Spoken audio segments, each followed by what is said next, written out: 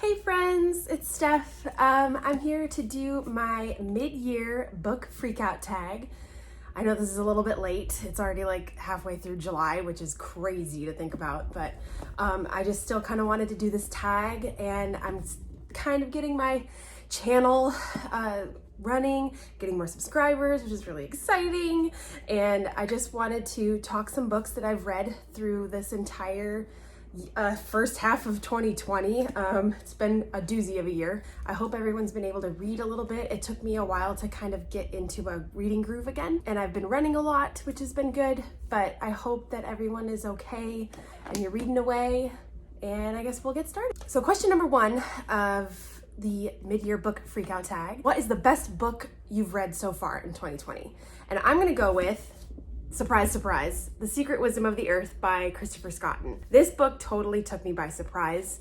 I think it was mostly because the debut, it's not super talked about in the book community, but it is so good and so like atmospheric and just a great coming of age story that takes place in Kentucky. It's about friendship and family and just learning how the world works and dealing with grief. I can't wait to read this again. I hope everyone gets a chance to read it. I'm still so surprised that Christopher Scotton has not written any other books, but please, if you're watching, and he's probably not, please write more books because it's so good. Question number two, the best sequel that you've read so far in 2020. And to be honest, I have not read a lot of sequels. I'm definitely a mood reader, and I don't know what kind of dictates what I want to read. I just kind of pick up whatever sounds good at the time. And during the quarantine, before all the controversy, I was actually doing a Harry Potter reread, mostly on audiobook because I had never really listened to them on audiobook, and I was getting some of them through Audible because they were doing a promotion, and I got a couple of the books for free, which was great. So in order to just answer this question, I'm going to go with Harry Potter and the Prisoner of Azkaban as my favorite sequel. This is my favorite Harry Potter book of all time. Like, I can read it day and night, any day of the week, over and over and over. But I know with everything going on with J.K. Rowling, I think I'm selecting to kind of take a step back from the franchise for sure. I definitely don't agree with the stuff that she's been putting out there, and I don't know why, and it's just really, really frustrating. Question number three is a new release that you have not read yet, and I'm gonna go with Crescent City by Sarah J. Maas. I'm kind of a weird with Sarah J. Maas. Like, I read Throne of Glass this year and didn't love it, and I think it's mostly because I should have read that, and I said this before, I should have read it a while ago, and I didn't, and I was late to the game, and I feel like I would have loved that series a lot more if I had read it back then.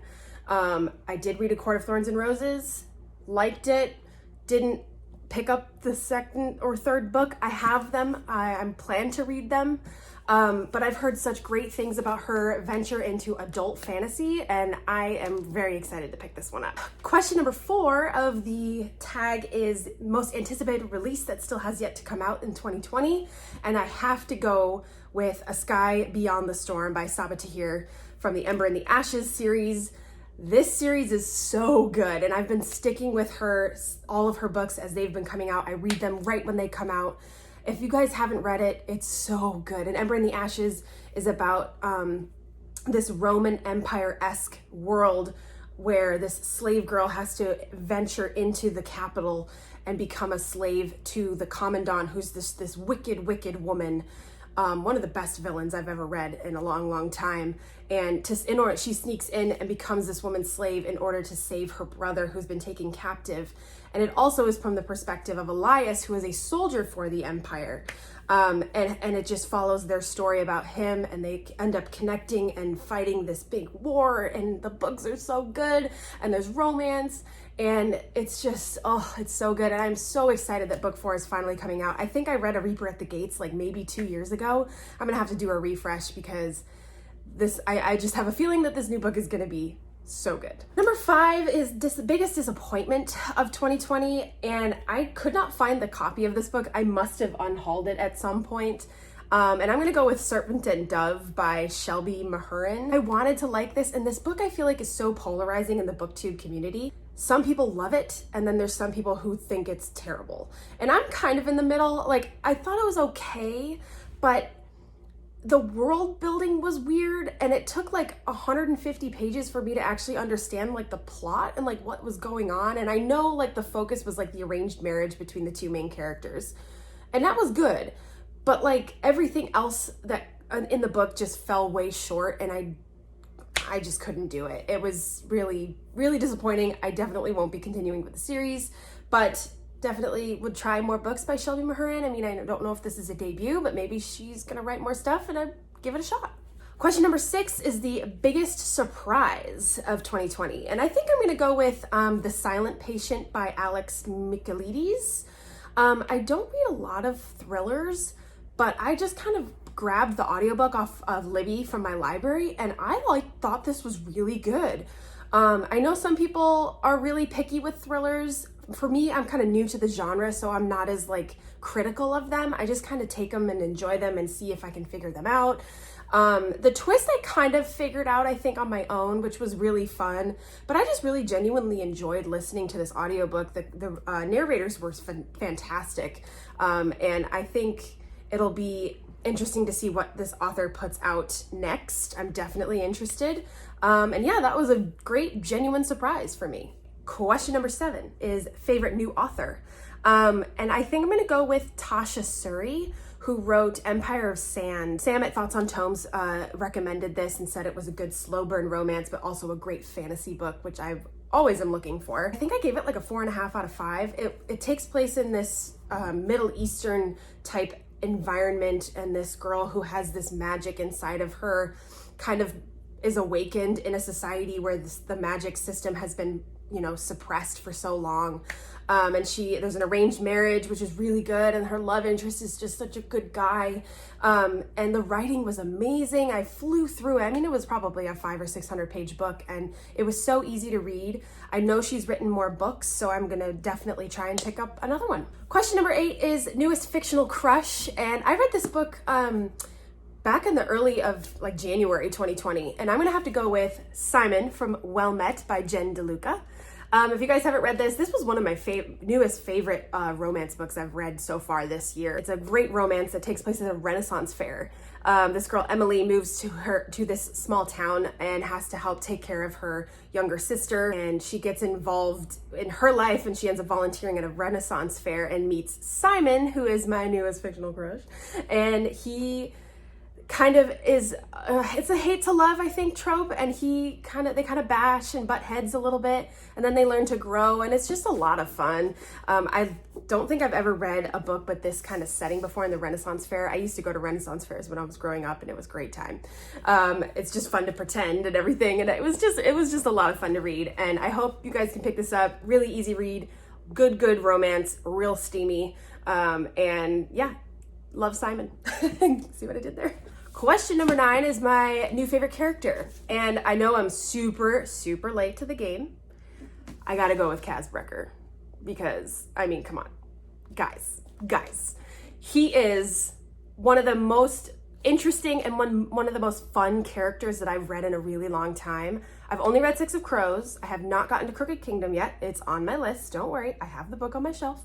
And he's just so much fun. He's clever, he's witty, he's snarky.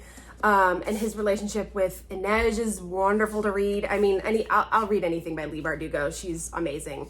And I can't wait for the Netflix series. I mean, have you guys seen who they cast as Kaz Brekker? He is the literal embodiment of that character, and I cannot wait, guys, I love it. Question number 10 is what book has made you cry? And this was tough because I don't typically cry when I read. Like, I get emotional, but I'm not really a crier in general. Like, maybe that's something that's weird, but I don't want to repeat books, but I have to go with The Secret Wisdom of the Earth, because there were some moments in here that I was just like, oh God. And just like, again, read the audiobook, but followed along with this. The narrator of the book did such a good job. And there's just some moments where I was just like, oh my God, where it just like hits you in the heart a little bit. I wasn't really crying, but it was close, and that's and I'll take it. And number 11 is a book that made you happy. And I am going to go with You Should See Me in a Crown by Leah Johnson, because this book was just a wonderful contemporary, a YA contemporary about a girl who has to run for the prom court in order to try and get a scholarship to the school that she wants to go to. And she falls in love along the way. And I kind of talked about this book in my June wrap up. I'm not going to repeat myself too much, but it was just genuinely really fun. And I haven't read a YA contemporary in a few months. And I always kind of like to go back to that genre in the summer. And if you guys haven't picked it up, really quick read. I also listened to it on the audiobook and it was great. Really just genuinely heart happy kind of book. Question number 12 is the most beautiful book that you have purchased this year. And I'm gonna have to go with The 10,000 Doors of January by Alex E. Harrow. And I actually read this for the Three Blondes and a Book club with Kaylin, Zoe, and Liv. And if you haven't checked any of their channels out, please do. They are lovely ladies. And they're really sweet and have a great book club. And you can see I annotated my copy. This book was also beautifully written, and it's just gorgeous writing, a gorgeous cover, and I hope you check it out. And the last question of this tag is, what books do you hope to read by the end of the year? And I have too many books to read by the end of the year, and I know it's not gonna happen, but I limited myself to 3 that I really want to try to get to. Funny story, I actually started this book, I don't know, maybe a couple years ago, and I definitely liked it. Well, sometimes I just have to put it down if it's not grabbing me, or if maybe another book distracted me at the time, I'm not really sure. It really was good, and I was just getting to the part where it was starting to pick up pace. I know this, BookTube's blowing up about this series too. I have the rest of the books too, and it's an amazingly good fantasy novel, kind of in a post-apocalyptic world, and there's a lot of diversity, and N.K. Jemisin's writing is great.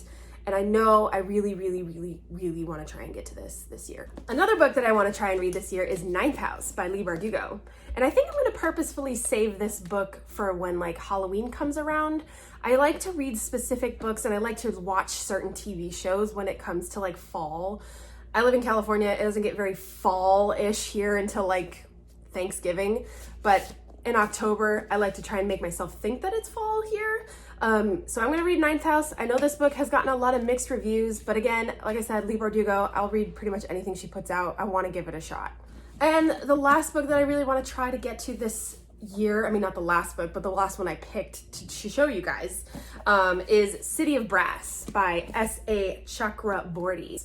Fantasy, I want to try and get into more big fantasy books like this, and I think this is a good one to start with too. The 3rd book just came out this year. I'm gonna dive in with this and maybe read along with the audiobook, which is a new thing that I've been trying out, audiobook as well as hard copy in my hands as I'm reading, which is, I think, a lot of fun to do. It's supposed to take place in Cairo. There's magic and djinn and a girl who has magic inside of her, and it just sounds so good.